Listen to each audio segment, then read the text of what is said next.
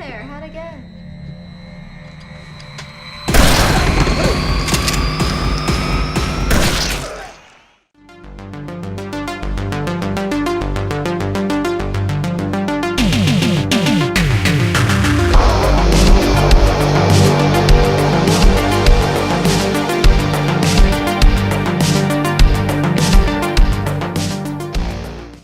Wow, this film is more gory than I expected. We are talking about the movie Don't Kill It, a 2016 kind of demonic possession movie starring my man, Dolph Lundgren. This one directed by Mike Mendez.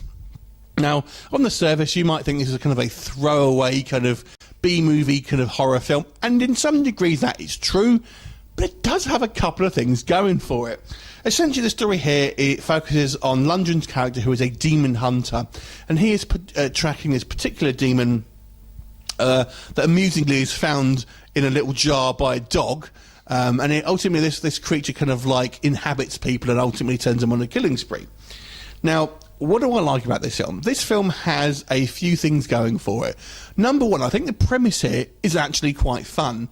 The conceit here is that every time you kill the demon, the person that kills the possessed person becomes a demon itself. Hence the title, Don't Kill It. So how do you stop a kind of rampaging, murderous demon that you can't kill? And that becomes the problem. So that central kind of conceit, obviously, is the main driving force of the film. And it's somewhat, somewhat original. So that was quite fun. The second thing here is this film has a huge body count. If you ever watch horror films and think, man, the body count is way low on this one, not on this movie, it'd be interesting to see a body count for this one because it's massive, massive body count. And the gore here, I was surprised how gory this film is. I mean, it is done tongue-in-cheek. There is definitely a kind of a Peter Jackson, Sam Raimi vibe here. But it is very gory and very violent, but not realistic gore, I will point that out.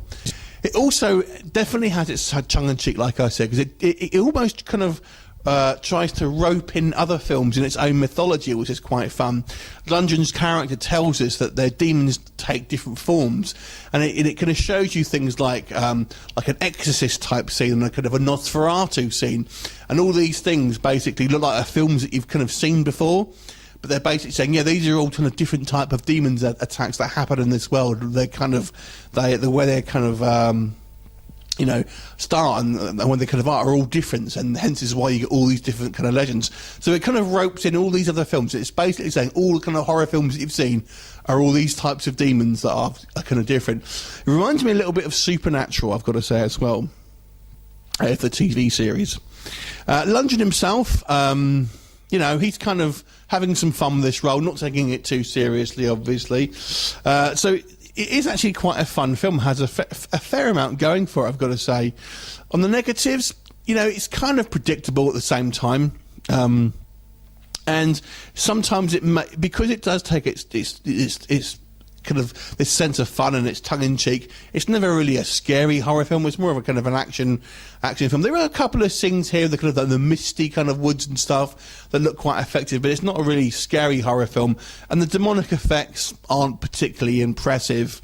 And yeah, it's kind of a bit kind of like samey after a while as well. But overall, I've got to say, I actually kind of quite enjoyed this film. I thought it was quite a fun movie with some originality to it, and it really does have a sense of fun into it. And you're definitely going to love it if you like these kind of the Brain Dead, the Evil Dead movies.